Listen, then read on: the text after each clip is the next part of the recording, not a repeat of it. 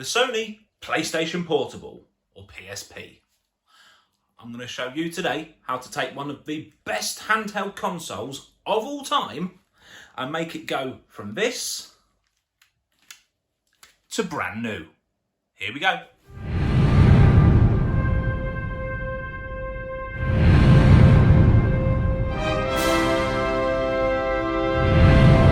Hello and welcome. I love the PSP. It's still my favourite handheld and I've got a lot of them. And right now you can get them for such a good price. I bought this 2000, which as you might gather from the name is the second generation, for £20. £20 for a working handheld gaming system. You can't get the original Game Boy Advance for much less than 40. The only thing is, obviously it's second hand, long out of production. Pieces have been lost, as you can see, with a battery and a battery cover. There's also no charger. And the screen, well, it's seen better days. I don't want to feel like I'm playing something that's old, second hand, and a bit past its best. Unfortunately, neither I nor you have got to. So, we're going to get the tools out, get on the bench, and I'm going to show you how to take this to brand new state with just one tool, a Phillips 00 size screwdriver. Let's look at the parts we need first of all. Now, with it being out of production for so long, original parts are obviously not easily sourced unless they're second hand. And the whole point of this is to make it look new. Happily, there is a very, very popular scene still with the PSP, and you can get lots of good quality third-party parts, brand new, but you wouldn't know the difference with. So what we're going to be changing today, we're going to be changing the screen, which I've got here. This is the front faceplate.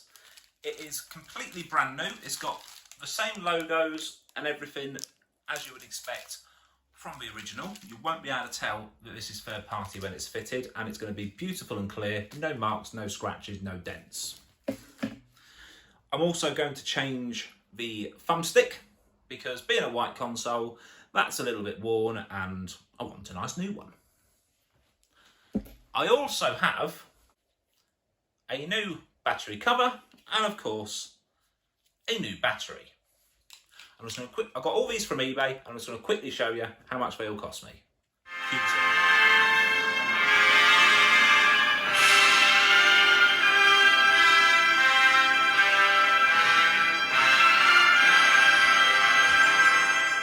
The how-to I'm going to show you today is identical for the PSP 2000 and the 3000. Obviously you have to get a different size faceplate because the buttons are slightly different sizes, but the process is exactly the same. It's 99% the same as well for the original PSP 1000 model, with just two subtle differences, which I'll show you as we're working on it. Right, to the tool bench. So here we have my rather sorry looking PSP, and now we're a bit closer, I can show you just the state of the screen. It is playable, but I just want it to look better. And as I said earlier, I can. So I'm only using this tool here today. It cost me just under £2, Phillips size 00 screwdriver. This one's got the magnetic end as well, which as we're going to be using very small parts is quite handy. First things first, we're going to turn the console over, and screws wise, there's 7 we're going to remove. Let's go through. So we're going to start off in the battery department, and we're going to remove the 2 here.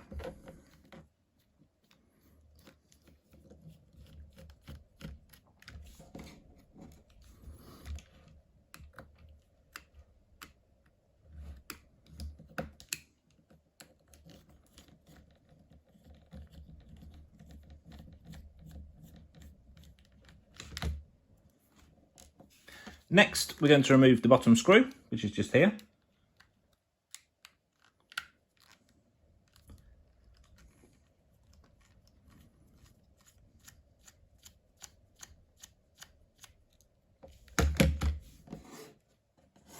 You'll notice that I'm laying out the screws ahead in the same pattern that I'm removing them from the PSP. That's purely just so it's already laid out for me. I don't have to worry about remembering where they go, why and how. So moving on, you've got 2 screws here. So we're just going to whip those out as well. This is all with the same screwdriver. They're all the same size.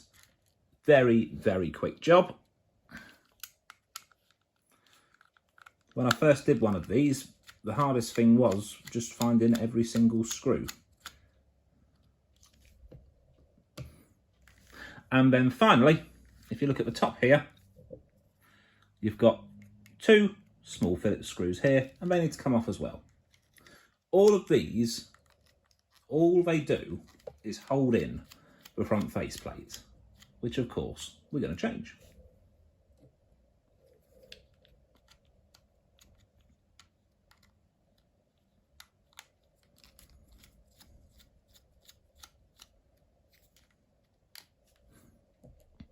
Done. Now, I said I'd point out the differences between doing this and the original PSP 1000. On the 1000, all you'd do is just pull off this top cover here of the thumbstick. On the 2 and 3000, you don't need to do that. The hole's the same size and it's attached in a different way. So that's one of only 2 differences. So we're going to flip this over. Everything's unattached. Now, there is a bit of adhesive which you might feel separating. Don't worry about that. Just nice and gently, because you don't want to cause any damage for obvious reasons. Just peel it off. And there we go. And look at the state of that. That is disgusting. That's 15 years of grime, that is. Now, we're finished with this. The only parts we're going to remove, if the buttons had come off here, I would take them off. But clearly, I don't need to because they're already there. I'm just going to remove this back battery cover, just like this. And the D-pad that it goes with. Now, obviously, they all look the same, but I like to just place them in the right order just to be safe. Now, the other difference here, if this was a PSP 1000, I would just have to unscrew the controller for the thumbstick. It's only 2 very small Phillips screws and you put them on the new face. I don't need to do that with this one. And that is it. They're the 2 differences. So now what we're going to do, we're just going to flip this over. And we're going to very gently, because this is glued on, just pull off nice and easy. Because you don't want to break it. It is fragile plastic that's quite old. There, and we're just pulling off the button strip for the bottom. And that is this done with. And unfortunately, I did notice that one of the buttons did come off, but that doesn't matter, we can still reuse it. Now at this stage, you could quite easily simply put some new buttons on if you wanted to. I don't want to. I think these are absolutely okay. They're only about £3 or £4 for a new set. I am going to change the thumbstick. So on this one, ever so simple, pull it off, just like that. Put this to one side. Get your new thumbstick. You can't get it wrong. Feel it into place. Push it down. Give it a quick wiggle. And that is your new thumbstick done. As I said, I'm going to keep these buttons, they're fine, there's nothing wrong with those. But if I wanted to change them, very, very easy. So I'm just going to put that to one side for now. And we're going to get our new faceplate. So take it out of the bag. It's got the screen protector on the front and it's got one underneath. I'm going to leave those on till the last minute, just in case I'm a little bit clumsy, and also I don't want to get finger marks on the inside because they're a nightmare to get off. So what we're going to do here, we're going to put the D buttons on. So just make sure, there's a hair there, I hope that's one of mine and not something from China. So I'm going to get the D-pad, slide that into place there, get the rubber housing, and you can see there are just 4 little points, 1, 2, 3, 4, which this clicks onto. So we're just going to click it on so it's nice and secure. 1, 2, 3, 4. And before fitting it, put your thumb behind it and just press each button so you know it's housed right and it works. And if you turn over, you can see perfect. So that's working as it should do. Next, we're going to put the bottom buttons on. So first of all, I'm going to get my big strip. I'm going to be very careful here to make sure that I don't get it underneath the screen protector, because that could pop it off. And we're just going to literally slide them on. You see the 2 little pin marks here? Well, that lines it up for you, so that's absolutely perfect.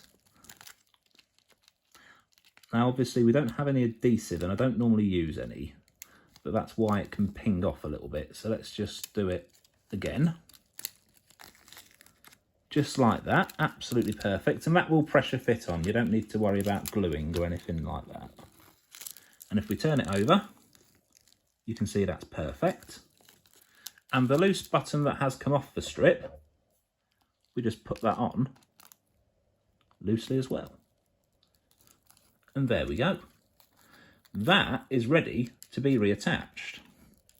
So just before I do that, I'm going to get the original. We're just going to clean the screen up for any dust and debris. So to do this, I'm going to use a can of compressed air, which you can get from most hardware shops or electronic shops. I got this from my local hardware shop, £1.79, and it lasts me ages. Using the compressed air, you can occasionally get a bit of fluid come out, which means you've got to wipe it off. So I do recommend just spray it into your hand first, make sure no liquid's coming out. And what you want to do is hold the can level and move the device. And we're just going to quickly blow off any loose bits we can see. Like that. So let's have a look. Now, there's still a few dust particles there, so we're going to just get the cloth. This is one of those, just a standard microfiber cloth. Give it a very gentle wipe. Just like that. Make sure no liquid or hands touch the screen. If you do get a fingerprint on it, you can get it off. It's just a pain in the proverbial. And obviously it is an LCD screen, so you just want to treat it very gently. Because these are the one parts I can't replace. Not because I don't have the know-how, but because they're absolute nightmare to get hold of. They cost more than a whole new console. In fact, you're better off buying a broken one and just using a donor part. So we're just getting any and all marks off, because in theory, you'll never have to take this faceplate off again. You may as well get it perfect. I'm just twisting it to the light, gently cleaning. I've used the compressed air to get the worst bits off, so we're not going to be rubbing dust or anything that's going to scratch the screen into it. And that looks pretty perfect to me. So now we've done that, we're going to get our new screen. Being very careful not to put our hands in contact with the back of this. Peel off the screen protector. Now, as you can see, the bottom buttons have come loose again. Not the end of the world. We just place them back in, being very careful not to touch the screen.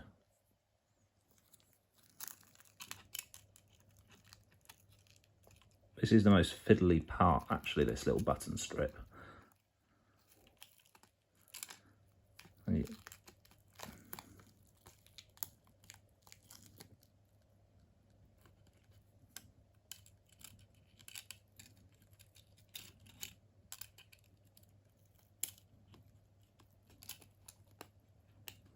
There we go.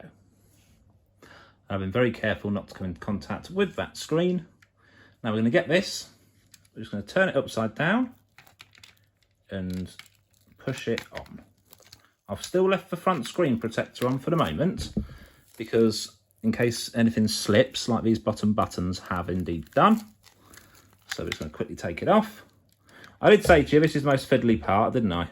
This bottom strip, which isn't ideal, but it's one of them. So, reattach it for the 100th time. Get it level. This is where I'd normally be swearing, but I don't want to get kicked off YouTube, considering I've only been on it for a few weeks. Making videos, that is, of course. So again, just touching the outside, nice and carefully. Line it all up. Have another go. This might take a few attempts, but that's okay, because I can edit. Oh yes, I can.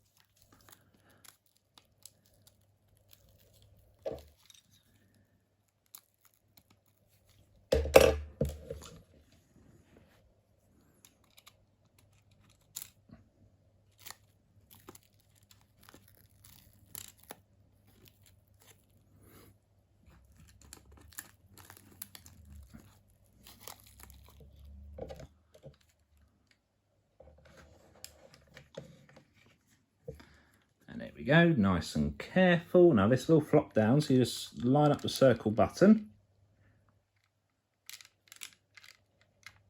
push it down, give it a bit of a shake, and look at that. Absolutely perfect fit. Now I do like to just test the thumbstick, because occasionally these aftermarket ones can be a bit too short, but as you can see here, not a problem at all. So before I take all the plastic off, I'm going to put the screws back on.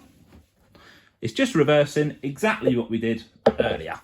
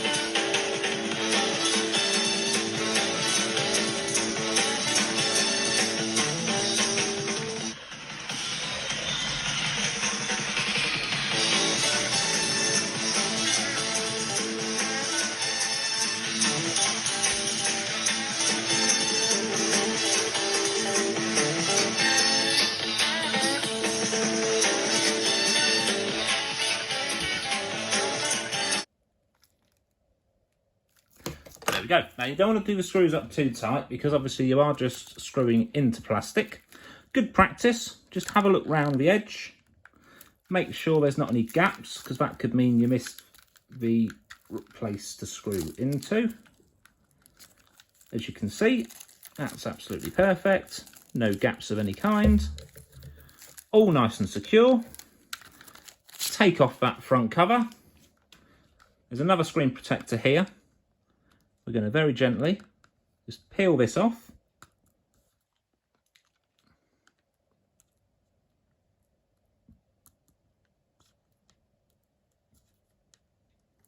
There we go. Now that is brand new. Not a mark, not a speck of dust. A new thumbstick, shiny and bright. The buttons are absolutely fine. I could have replaced them, as I said, for less than £5 if needed to. These are all working, just give them a quick click.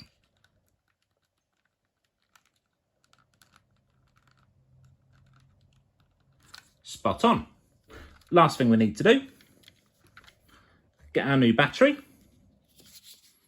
This is a double capacity according to the advert, although I do find that's usually a little bit of jackanori, but it should give me the same as the original.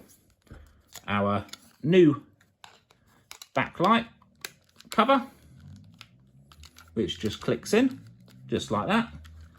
It's a slightly different shade of white, but I'm mainly focused on the front because that's what I'm looking at when I'm playing it. And that is brand new. See if we can turn it on. And there's no power in the new battery. Let me just grab a charger. Plug her in.